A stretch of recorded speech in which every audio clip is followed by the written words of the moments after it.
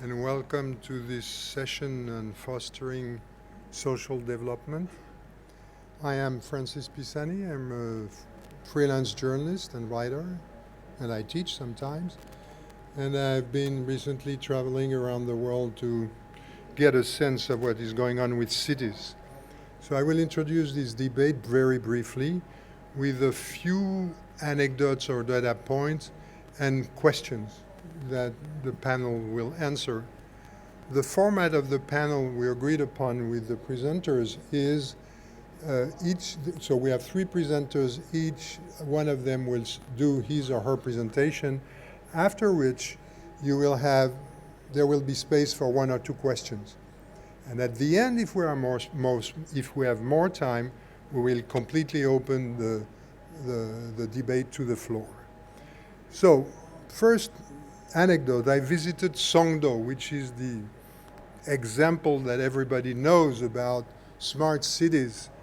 And the concept is not bad planning-wise, in the sense in which you have everybody's supposed to be 15 minutes by foot or by bike from his home to his work or her work, from the work to the shopping mall, and from the home to the school, and so everything is supposed to be close to each other, which makes supposedly a livable city. But when you go there and you ask people, they tell you it's difficult to meet your neighbor, which makes social development difficult. In Singapore, not far from there, the richest and smartest city, or one of them in the world, which is now building on its model smart cities both in China and in India, meaning the most important places where you have to build cities. The Gini index is very high. Of the OECD countries, Singapore is none of them, only Chile and Mexico have a higher one. So my question from these two examples, very brief one, is besides lip service, smart cities do not seem to have any relationship with social development. How do you see and face the issue? They will answer. Thank you. The second point is about, I went to Singapore again, and it organized civic hackathons, which are very successful. And in one of them, they came out with an application which allows, so Singapore is in the tropic. It's very hot. Everybody is working in skyscrapers. Nobody agrees on the temperature.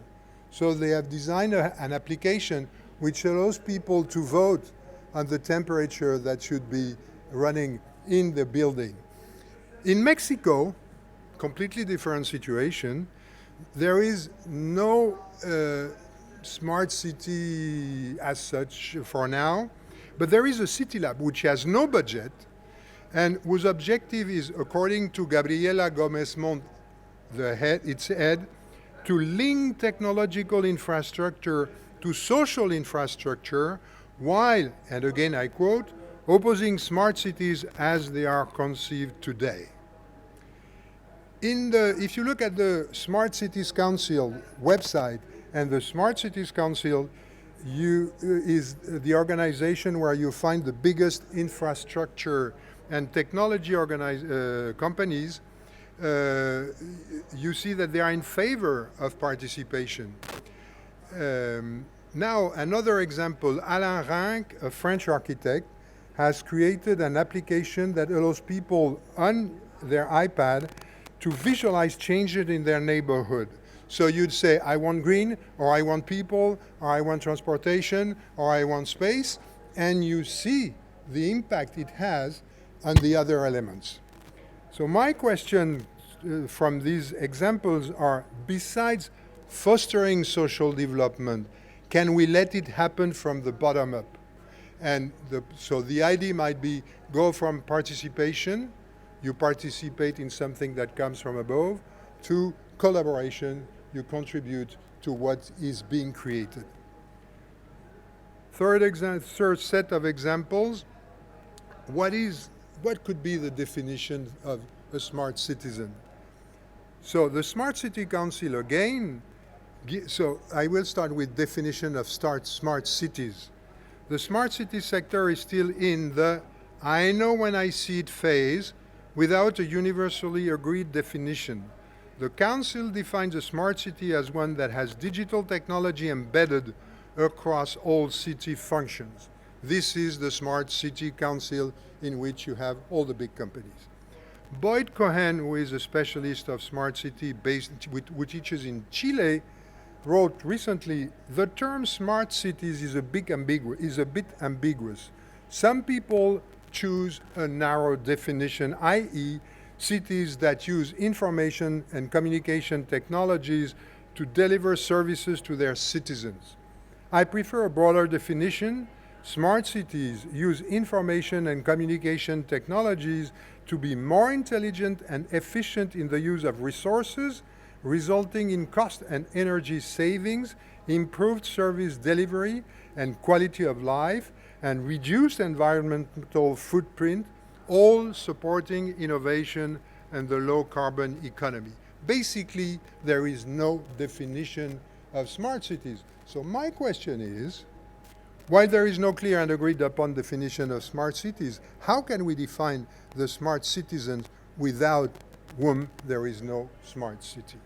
And obviously, I will ask you to tell us how you see urban development, social development in your cities, but it is specific, so I have no example.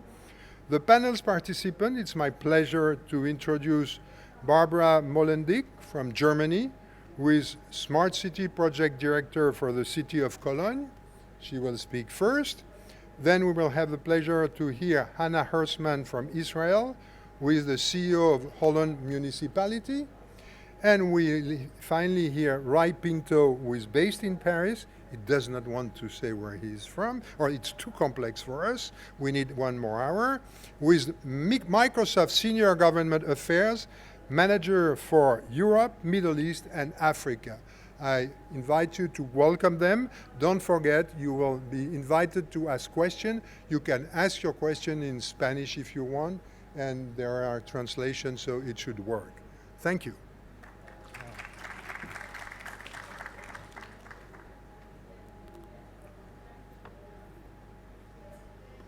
Okay.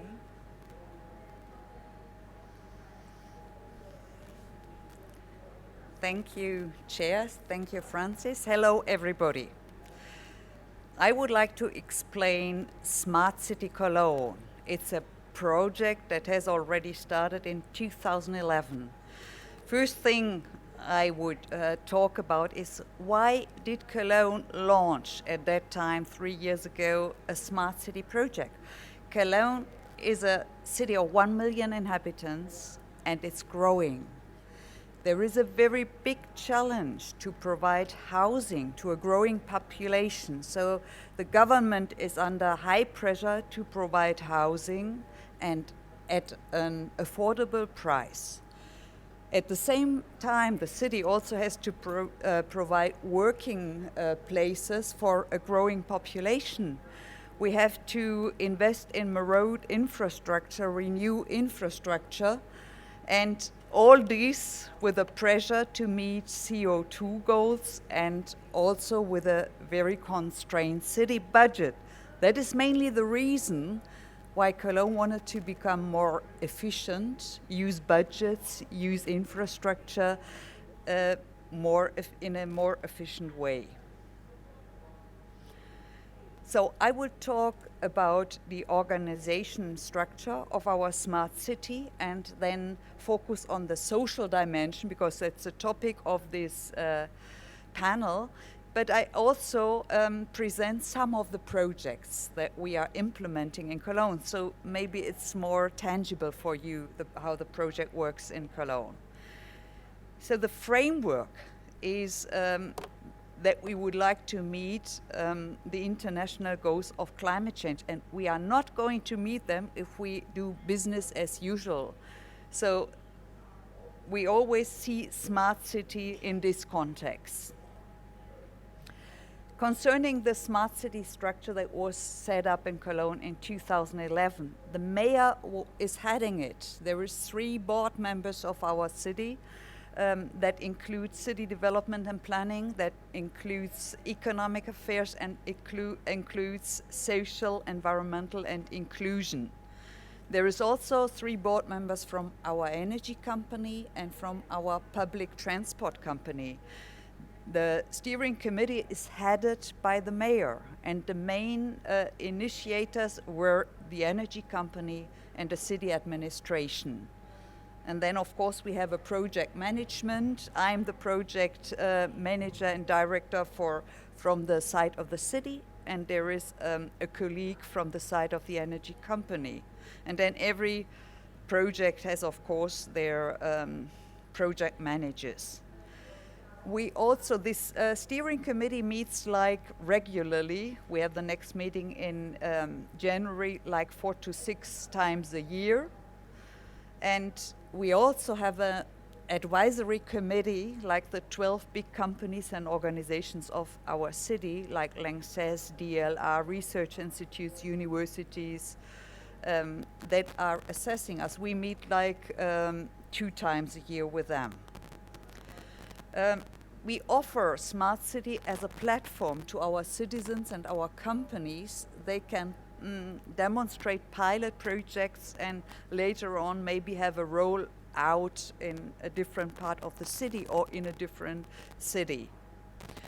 So you can visit this platform to see what type of projects we offer. I explained the project structure, and it's a very top-down project structure from the beginning on. So we did a participatory approach after that to get the bottom up. So we asked our companies, what would be the smart city? What projects would you like to implement in mobility and ICT and energy, and also what social projects should a smart city do? We started in the companies, then we went to multipliers, to more actors, then we went to the citizens in Cologne and had a big meeting, always headed by the mayor, and it was like workshop meetings, and we set up an agenda from that. For me, the social dimension of Smart City and for my city, it's focusing on the neighborhood, have a livable neighborhood where we offer work and housing and also community activities, recreation and education.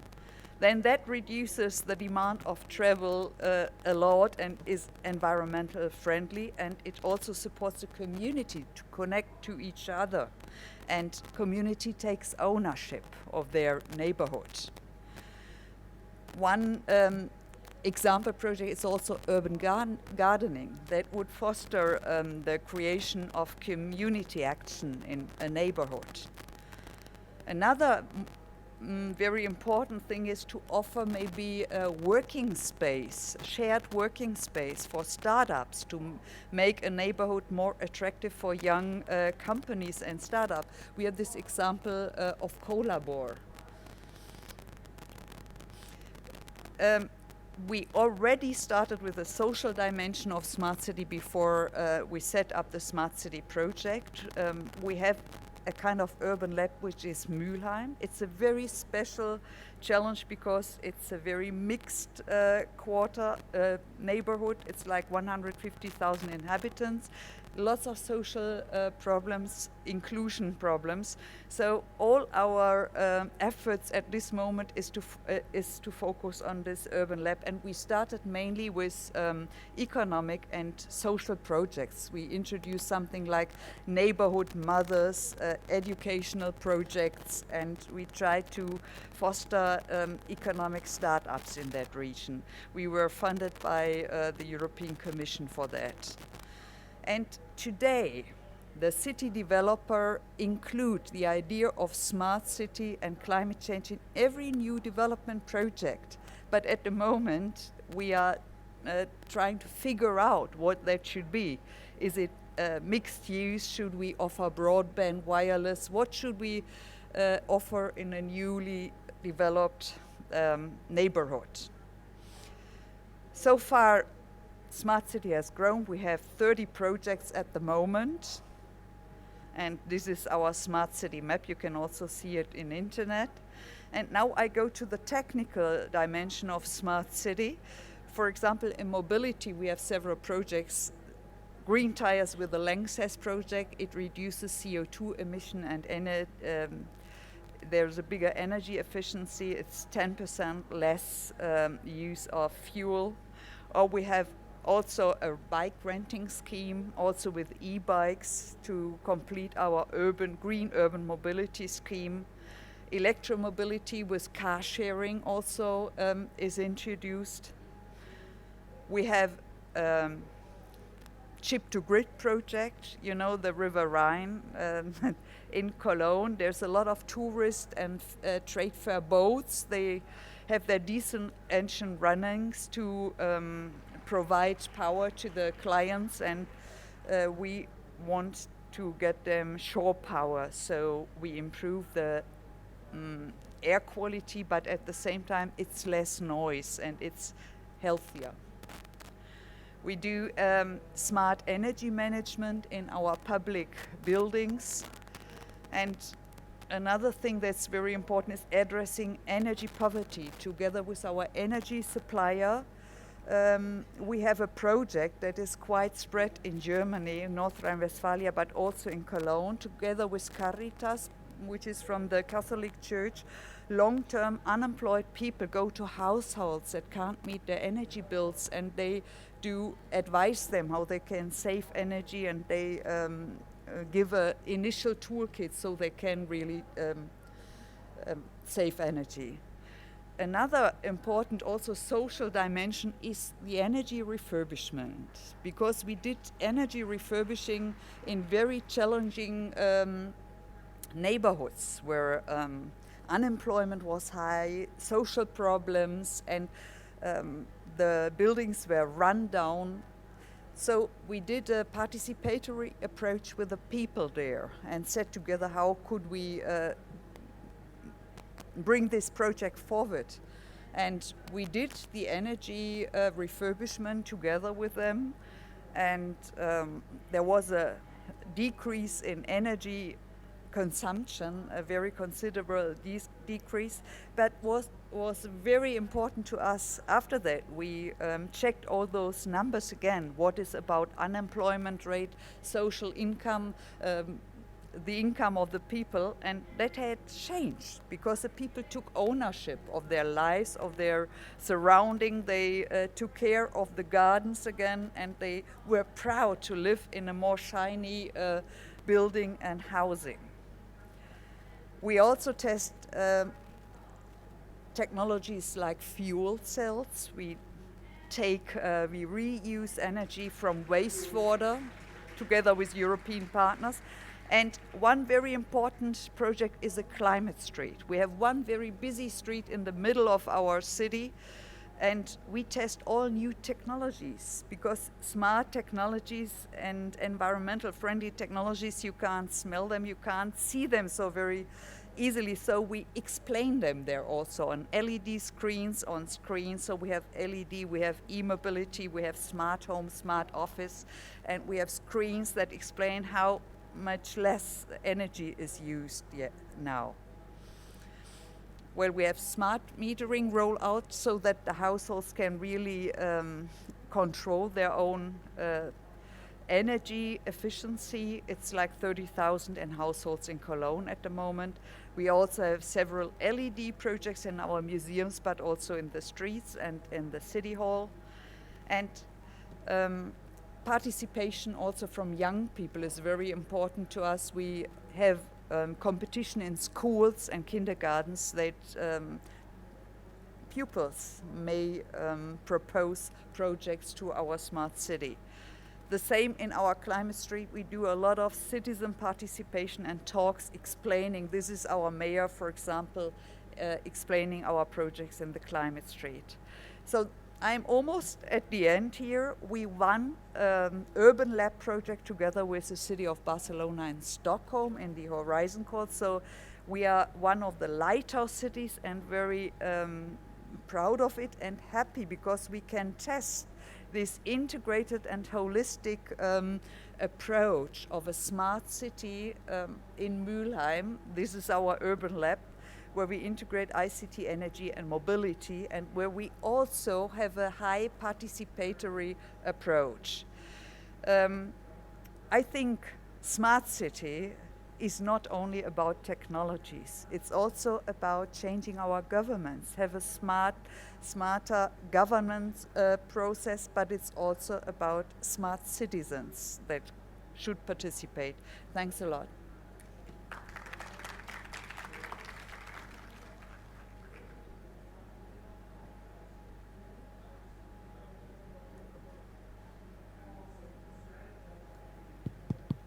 Thank you.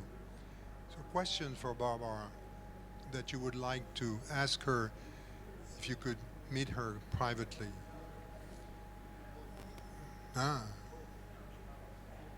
Question?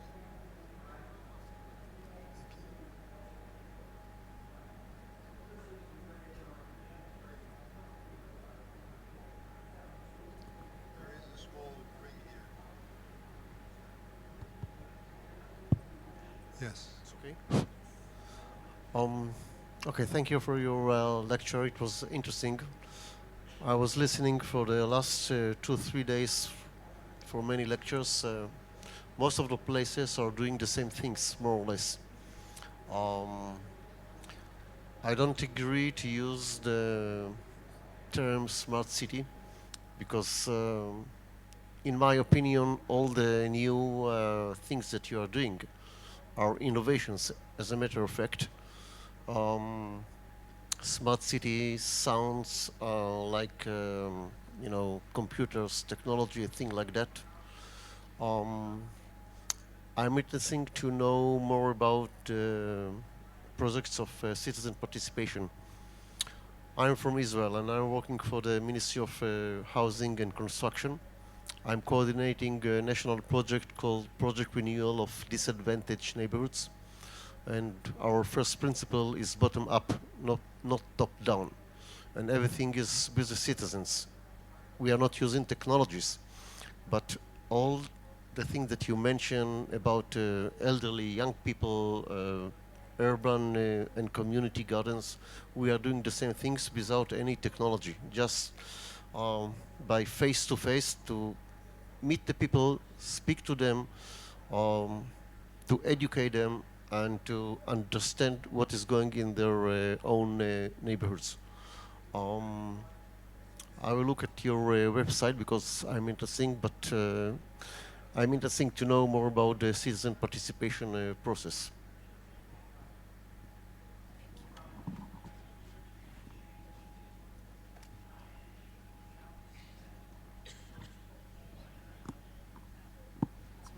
Working. Thanks a lot for the question. Yes, the word smart, it's not so easy to sell, I think, and I can agree, I can understand, because Cologne citizens are also asking, everybody's asking what is smart. Can we say that in Kölsch language? Can we say that in our dialect, in our Cologne dialect? And I haven't succeeded, but thanks for this idea. I think citizen participation, what you suggest, is very important. And my mayor launched an initiative this year. He has one special delegate department now for city participation. So we set together 100 people from the city administration. How could we deal with citizen participation? And we are setting up a program. And there is a big development at the moment for new development areas. We have real citizen participation. It's not only a citizen information, and that's, to my regards, it's smart, because now we sit together when there is a new development area or restoration area. We sit together, all the departments. Before, it wasn't smart. It was the transport department. Can you please give a mobility approach? That was a planning department. How should the houses be? The environmental department, social department. And now there is a big change in Cologne. We sit together, all of us. We sit together with the citizens, with the city organization. But we are in that learning stage. What should we do? How can we forward how can we meet all those goals of the different departments and of citizens? I think the approach is smart, not the city. One more question. Somebody over there? Thank you.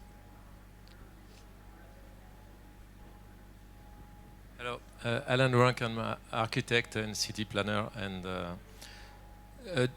so The one I quoted 10 minutes ago. yeah. So you speak about participation and about smart city. Do you think that we could use digital technology to try to put collective intelligence to a new level? Or we only sit and we try to do our best?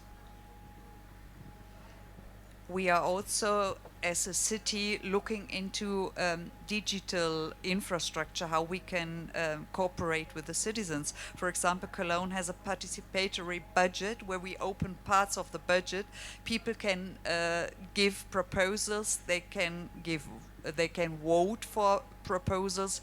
There are clear rules defined. So this is one thing. Then we work on open data, on big data. We try to also have a 3D presentation of city planning projects so that citizens can better understand, but also decision makers, how would a new neighborhood look like if we develop it. And I think it's a challenge because Cologne has IT information from mobility, from energy, from many sectors. It's all separated for tunnels, for roads, etc. So integrating this, it's a challenge, and we are going there for our project with Barcelona, Stockholm. We want to integrate the data of that special neighborhood. Thank you. Hana?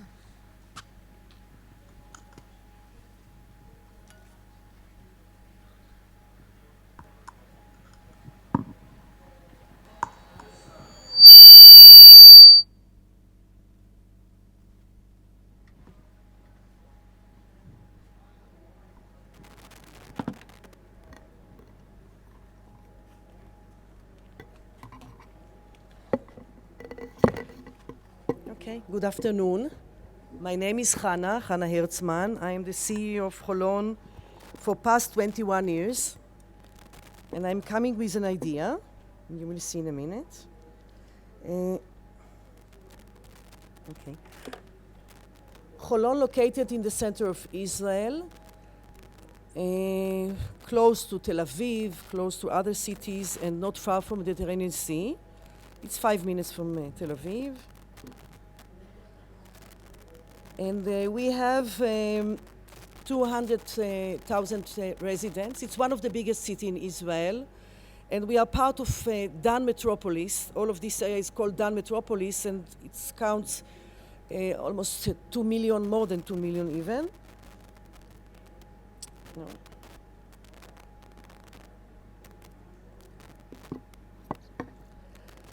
And now I would like to share with you some of Holon sites that I think it's relevant to what I will explain later on. And I begin with one of the famous projects that we have. It's the Design Museum. This Design Museum is also, as you see, we have workshop for children, and we have a lot of exhibition, very famous one from all over the world. It's International Museum. And we have another place that is very important. We have a cultural center. It's the Mediatek, and the Mediatek is a place that we have the biggest public library in Israel for children and adults. And we have a children's theater, and we have a cinematheque, and we have workshops also with children, and a lot of activities for children. And we have also the biggest material library for designers, and a lot of things more, but I'm not going to mention everything.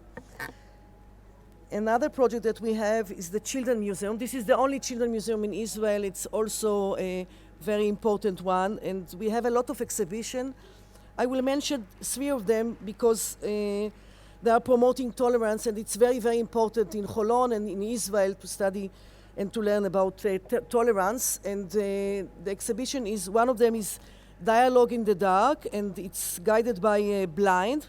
And the other one is Invitation to Silence, and the guided is Deaf People. And the last one that I want to mention is Dialogue with Time, is guided by Elderly. Another project that I would mention here is the Cartoon Museum. It's a workshop with cartoonists, and also children is coming from all over the country to this Cartoon Museum.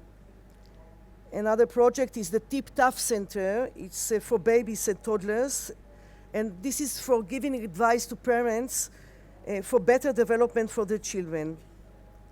Another project that we have, it's a very big one, involves a lot of children from all over the country, is the Purim Parade. It's a big carnival that we have in Holon. It's the biggest parade in Israel. Another project that we have, especially for children, is Story Gardens, and it's sculptures inspired by storybooks for children. And the water parks, we have few water parks, and the Holon Theater, it's our Holon Cultural Center.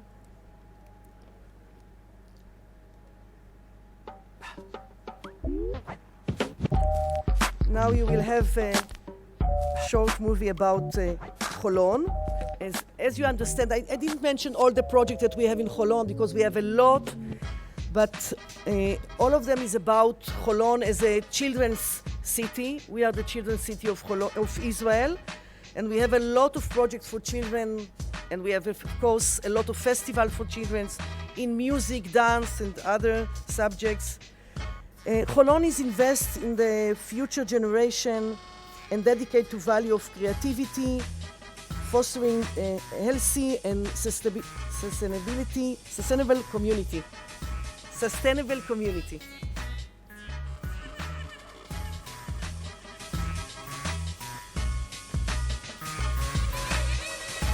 You can see in the movie some of the places that I mentioned. This is, by the way, the City Hall, and you saw some of the projects that I already mentioned. I don't think that you hear the music, but it's very nice music. Yeah, you can see here.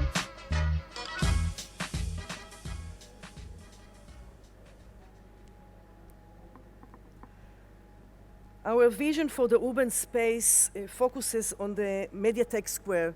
You will see in a minute the square. It's in the middle of the city, and we would like to turn it to a digital square. It's mean digital floor. It's a physical digital square. It's not something virtual. It's something that you will see in a minute. It's a new square, but we have all the things that we need for changing into a technology and digital square. I would like to mention something, and it will lead you to the square, is this painting. It's Peter Bruegel painting about children playing. This painting is from the 16th century. And if you focus and look carefully, you will see 200 children playing 90 games, street games. I wonder, where is all these street games today? And you know that in the 18th century, some researchers count that there were 200 street games. You know that today we can count maximum 30 street games. It means something. Children is not going out. Children is not playing outside street games. And this is why my project, you will see in a minute, is coming.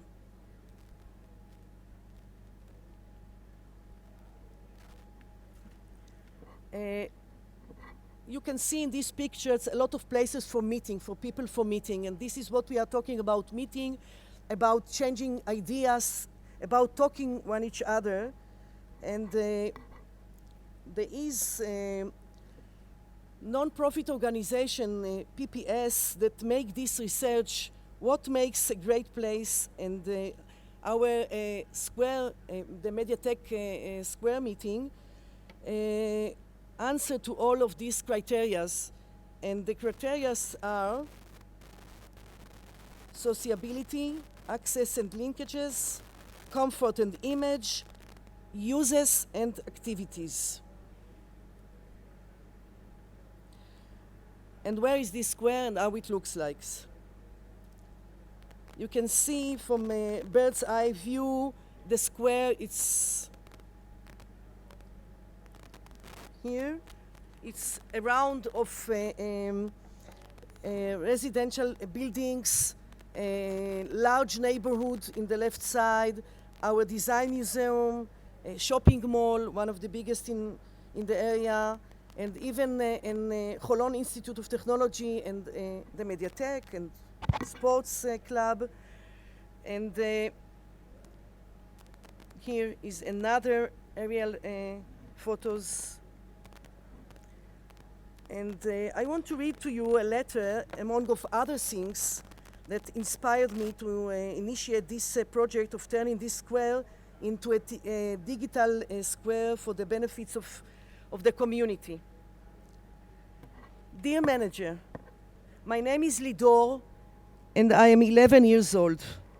I am writing to tell you about something that's really been bothering me for the last year. I have many friends in my class, and I today love going to school. But when school ends, nobody meets in the afternoon, and I'm just sad and bored. The facilities at the parks, and we have few beautiful parks, not interesting for me anymore. My parents are always nagging me to stop sitting around in my room and go outside. But all I do in the afternoon is sit in the front of the computer and chat with my friends or talk on the phone. I think it would be really great if there were outdoor activities for children my age in Holon. If you would create a place that would be interesting for us, where we could meet in the afternoons, talk and hang out instead of just being bored at home. I am sure you will think of something. Thank you, Lido. So I think about something, and this is what I'm thinking.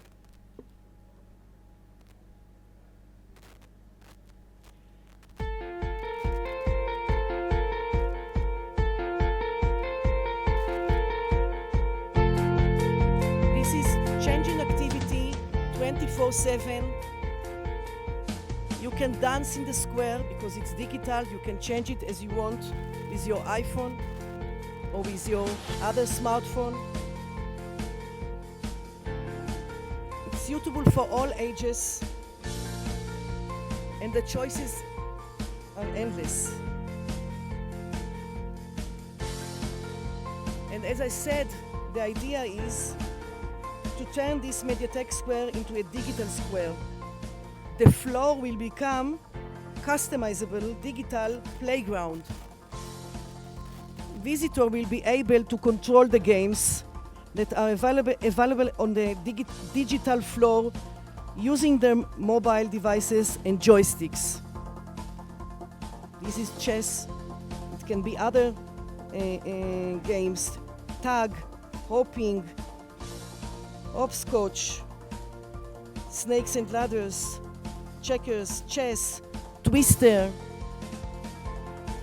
Chinese jump rope, Monopoly, sport activities, and even dance. It can become dance, and you can choose what kind of dance. It's bring people together. It's connect between communities, between neighbors. It's free education in a public square. It's even you can paint and collaborate with painting. It's hands-on activities, it's interactive, it's customized. It's a creative process. I think this is a smart residence that be involved in this. And of course, the technology is already here, and I heard in the last 2 days a lot of technology. Also, I saw even outside the wall digital wall, that it's the same idea, but in the floor. I truly believe in this project. And most of all, I believe that with the right partners and with the right mindedness and some goodwill, we can make this vision a reality. Thank you.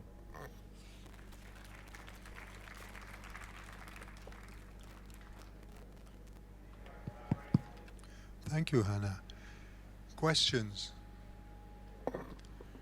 We had a good beginning with questions. Let's go on.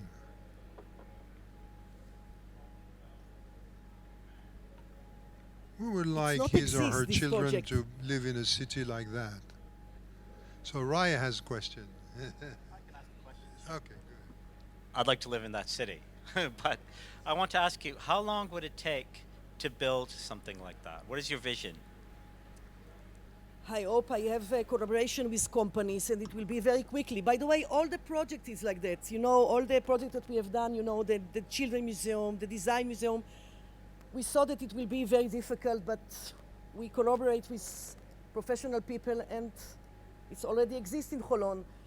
Here, I'm trying to find, you know, partners. Maybe someone wants to be my partner to this project. Maybe you.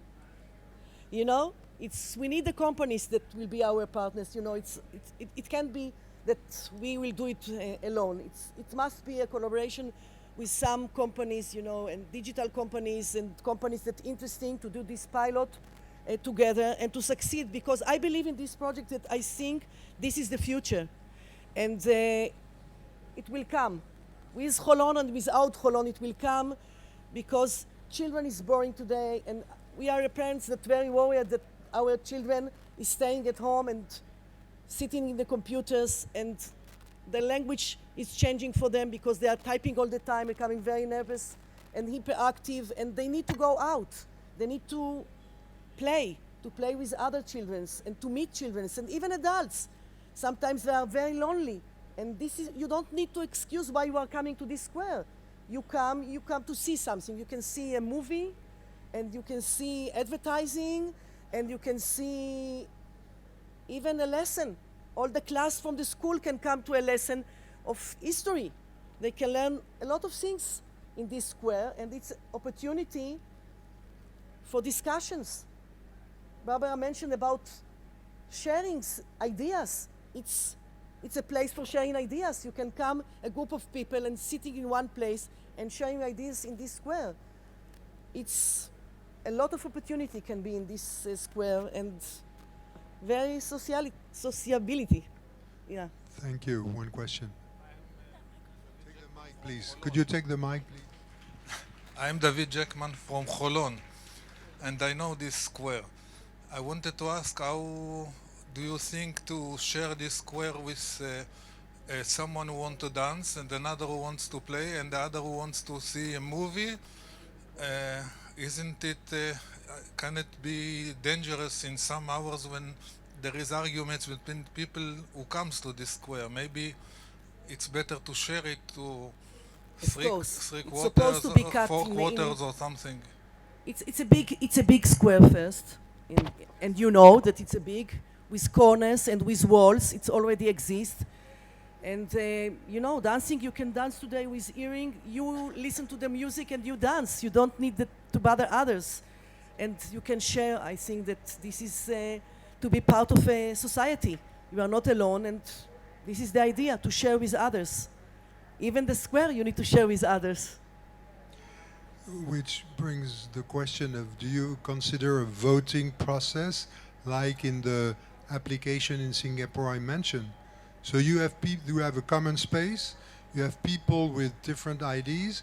In some cases with earphone music you solve the problem, but when it is Czech or dancing, it's harder to choose.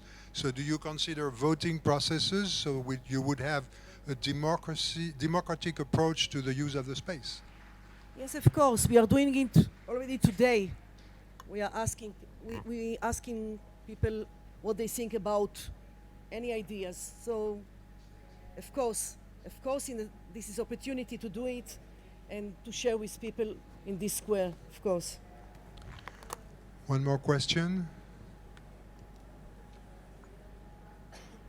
Okay, let's move to our next speaker, right, Pinto. Thank you, Hana.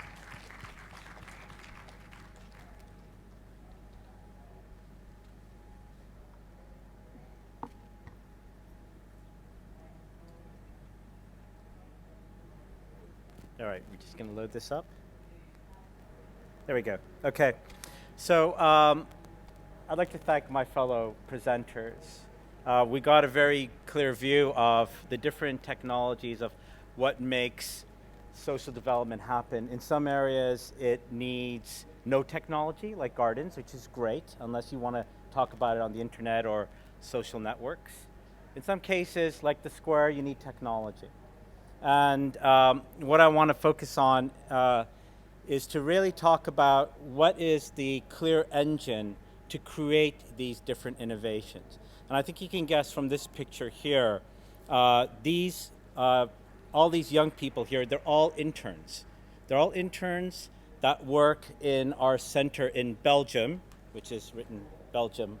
I'm not from Belgium, but and you see a lot of people here. I'll go into a little bit about our internship program, but primarily what I'd like to talk about in the area of social development is how to turn a slide.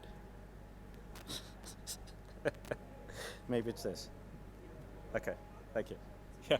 Actually, I was just saying to my colleagues here, this is probably in 10 years in which I do about 3 or 4 presentations, sometimes a month even. I never use PowerPoint. And since my colleagues were using PowerPoint, I said I would better use PowerPoint. So, so everyone has heard about this, and unfortunately in Spain, it's the hardest hit. There is a very, very high level of youth unemployment that is affecting the world. You can see the numbers here. The most shocking about it, and actually it's quite tragic that there are so many people that are unemployed, and many of them that are young, is that also inversely, there are a lot of opportunities, open headcounts, job openings that can't be filled. And you can see that number there, just by 2020 alone, we're looking at coming up to 1 million open job positions that just cannot be filled. And the more and more that we allow unemployment to continue, the more and more difficult it becomes for young people to be able to get the skills to be able to capture those jobs. Now what happens is then you start falling into a very vicious cycle where the jobs aren't being filled, young people are not employable anymore, they're not getting skills, they're not investing or creating wealth, they're not helping with our pensions as we grow older, and unfortunately the innovations that we need to make a lot of these things happen, to deal with a lot of issues, to tackle a lot of social problems, just can't be solved anymore. And you can see just on this slide alone of what we're talking about in cost. Now what I want to just cover over the next 8 minutes is just to talk about what is Microsoft doing to address this problem. And I don't want to make it sound like we're doing the only thing. There's many companies that are doing it. Just to give some ideas where both government and academics, NGOs, and the private sector, they can come together to address these issues. And I'll just talk very briefly of what that would look like. We have a program that's called Youth Spark. It basically pulls together a lot of different initiatives and programs that we have across the world. It's an umbrella type of campaign, if you will, with a very high target. We want to try and provide opportunities for 300 million young people across the world in 3 years. It had launched just over a year ago. So far we're on target. We have hit 100 million. We're very happy about that. We still have another 200 million to go. So what do we mean by providing opportunities? And let me talk a little bit of what that looks like. We split it up along the lines of 3 different areas. Education and digital inclusion. And what I mean by digital inclusion is, even though everyone has smartphones, in some countries they have 2 smartphones. There's a lot of people who are not part of the internet phenomenon, if you will. They don't have access to information. They're kept out of it. They feel excluded. Sometimes socially it'll affect them. What can you do to address that? We have several different opportunities, and we primarily see it systemic in the education system. So we operate amongst that level to try and figure out ways where we can get young people and students more and more integrated into getting opportunities. And there's kind of just three I'll talk about. One is looking at a very, very young level and teaching children on how to code. Does anyone, just out of curiosity, how many people here know how to code? Code? 2, 3, 4? Okay, interesting. I was in St. Petersburg and I was doing a similar presentation, and I asked that question, and over half of them put up their hands, and they felt quite ashamed about it. I was saying that was quite impressive.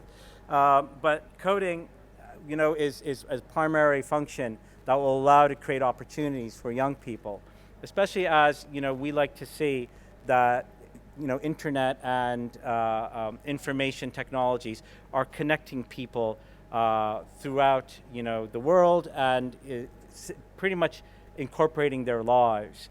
And so how do you get people to be able to create these innovations? Well, they need to know how to do some coding, and getting children excited about it, making them see it's fun, making them see that math is actually a very fun and interesting thing, is one step of the way. And we have a program called code.org, which we've worked with Google and Facebook and others, that actually have games and different teaching and curriculum scenarios to show children and teachers how to teach coding. We give software donations to NGOs as well, which is an important function in the work we do. The second area, the middle one here, is employability. How do you make young people more employable? And this is when you look at, for example, my first slide on internships. A lot of my discussion for the next 5 minutes is going to touch pretty much about Spain, because we're in Spain. We have a program that my Spanish colleague, who's sitting just over there, leads, where we have young students who are looking for opportunities in the Basque region. In the first year, we had 16 young people that left the Basque region and started to work in our offices across Europe. The next year was 30, and this year 46. So it's growing quite rapidly in the third generation. A lot of those faces, if you remember from the front, are Basque. A lot of my interns are from the Basque region. They run our centers. They're involved in providing coding and training and certification, or they just work within the offices and learn new skills. And I would say almost all of them have good opportunities and job opportunities when they leave. Then the last area is entrepreneurship and innovation, and I'm going to talk quite a lot focused on this area. One of the first questions you had asked me, or started off in the beginning, was, should we do this from the bottom up? The answer clearly is yes. Of course, it should be helped at the top level with governments and with companies, but how do you tap into this unused resource? How do you get young people to start doing jobs, start companies, take risks, be supported, get money, have access to data, information, to look at source codes like Microsoft's and build on the platform and then grow into businesses? There's many different opportunities that you can do that. Just in Spain alone, I'll come to Spain just a little bit later, but if you look at Spain here, we have what's called innovation centers. They're small bottom-up centers. They're space where people can come and they can code, they can learn how to start businesses, they get their business plan together, we get attracted money, they get free software sometimes, that costs up to 10,000 euros. They get support and they get a place to work. Many startups, as you know, disappear in the valley of death in 3 years.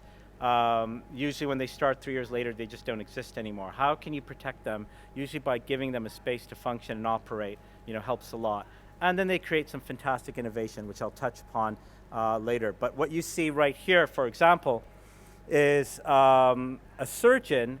And is anyone here a surgeon? No?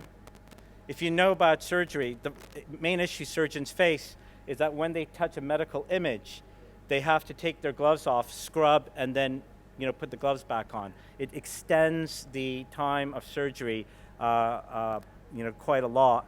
what some very small businesses that we've helped create, what they've done is they've used these Connect cameras over here that just look at gestures. So now what the surgeon can do is just with his hands can focus on the image, pull it in, change it, that type of thing without touching anything.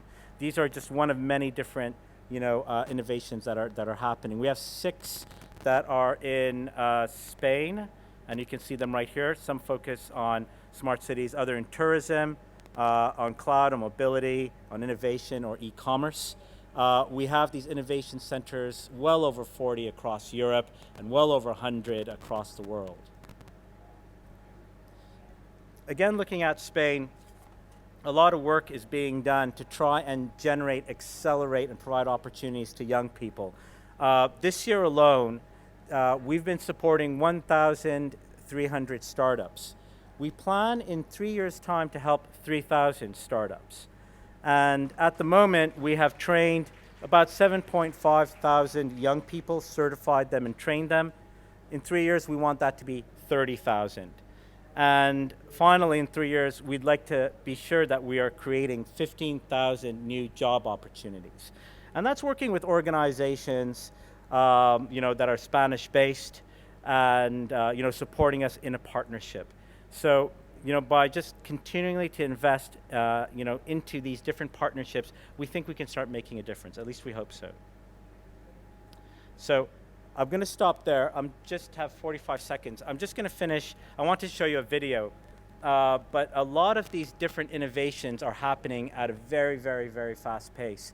We don't capture it. We don't control it. We don't create it. We give them the platform, and we give them the, sometimes help them find the money or the skills to create those companies. And, we actually are trying our best to try to follow them and seeing, some very interesting developments. They could be, for example, centers where children can interact that are suffering from autism or cerebral palsy, or aged citizens who are going through rehabilitation or have suffered a traumatic incident that can be taken care of remotely in their households, again through those type of remote cameras.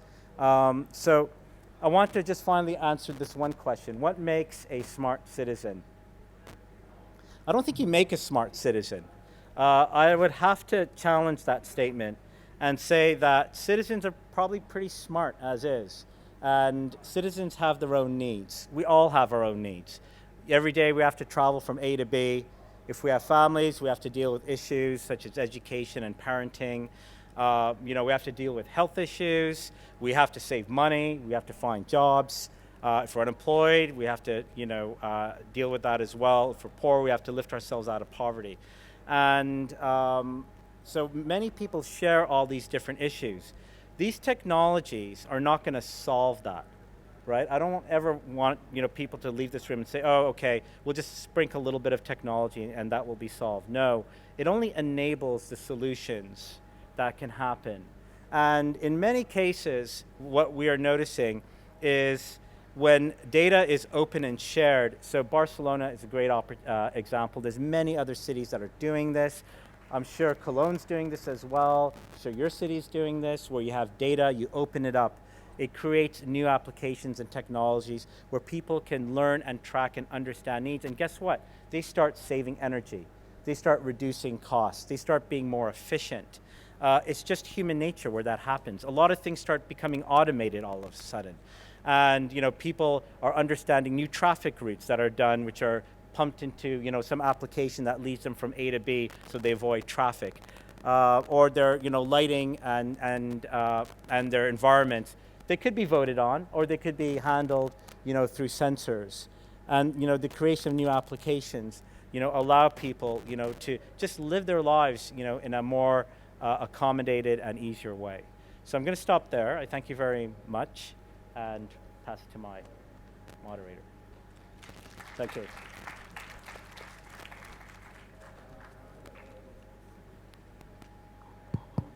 Thank you. Questions?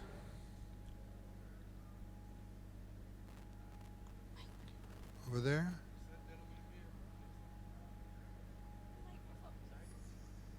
You want to ask a question? I I thought I want you said you want to show some you had a video. movie about the.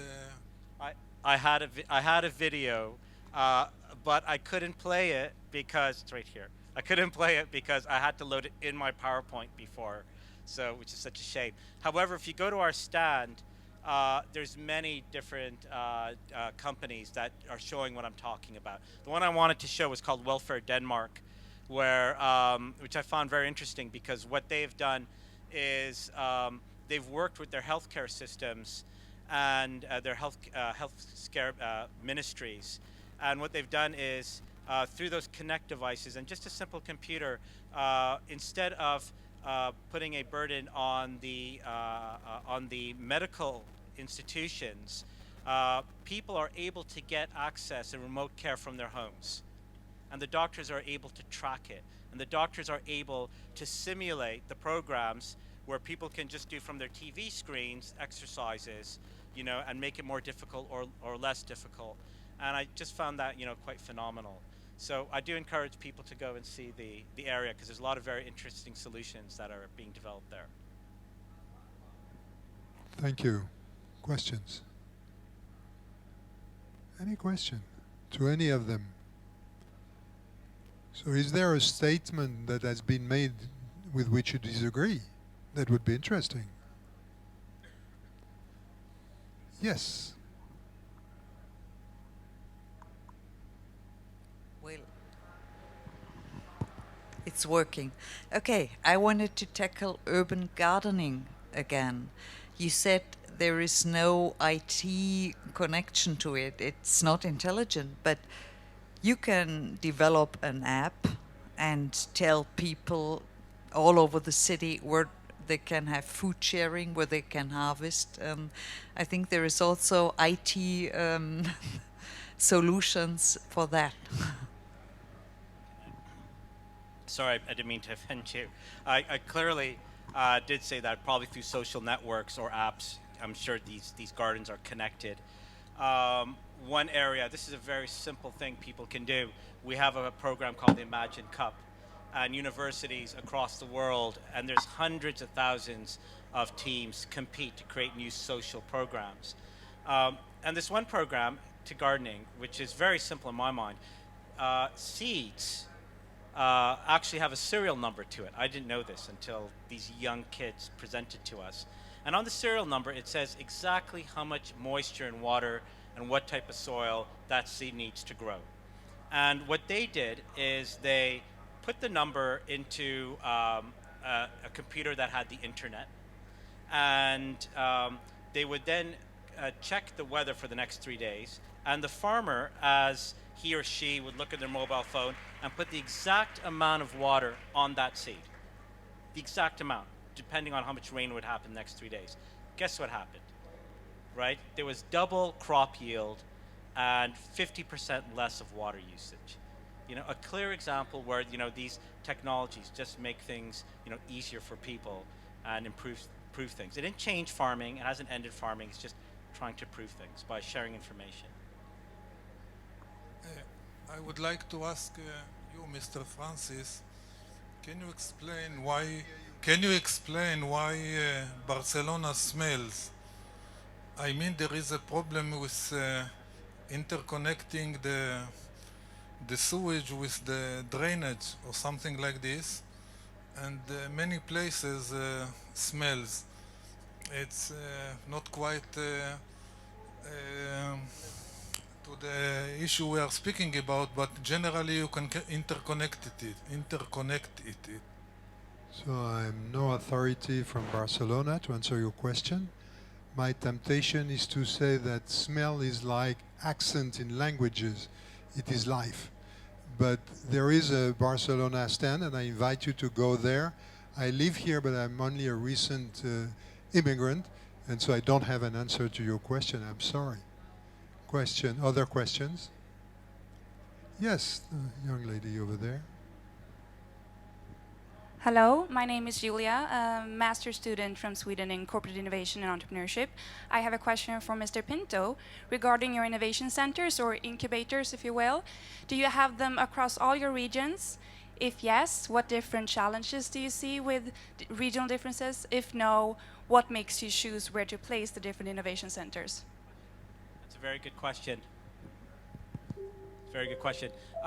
So just to answer that that the Congress sessions will start again in 5 minutes. Okay, I thought she was going to tell me to shut up. Okay. Okay. 5 minutes. Okay. So to see the map, it's up on the website for Microsoft Innovation Center. You will see where we have them.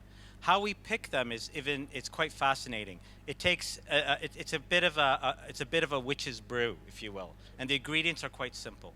The first ingredient is it really depends on the vision and the courage and the wisdom of the local municipality or region. If they think this is a great idea, they want to invest in their youth, and they want to create one of these, that is already more than half the battle. The second one is we usually end up doing a partnership for about 3 years with these cities. So for the one in Brussels, for example, the Brussels regional government pays for a staff person, one person. But they tell Microsoft, you have to create 50 jobs a year, and you have to have at least 300 certified people a year. So, you know, that is the discussion, you know, that needs to take place with us. And the third thing is the vision and courage and leadership of someone from Microsoft, you know, to create, you know, one of these, invest their time and energy into it. And in most cases, we always find someone. Now, what happens at the end is the most interesting thing, because not two innovation centers are the same, right? For some reason, one will focus on robotics, one will focus on healthcare, another one will focus on a mix of different things. Some of them will grow into full-blown research centers. I've seen one that was started by a very innovative city in Belgrade, and one person, it's now 80 researchers, you know, advancing state-of-the-art in digital ink and handwriting and speech.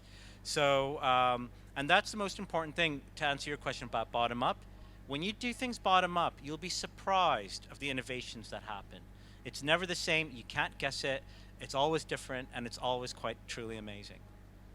If you allow me, while we are asking you questions, why is Catalonia absent from your map? Was it absent?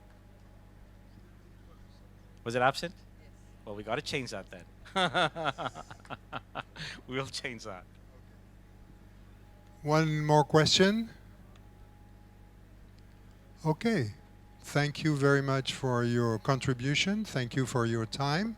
And I hope you enjoyed the session. And our friends are here to answer your question if you want after that. Thank you.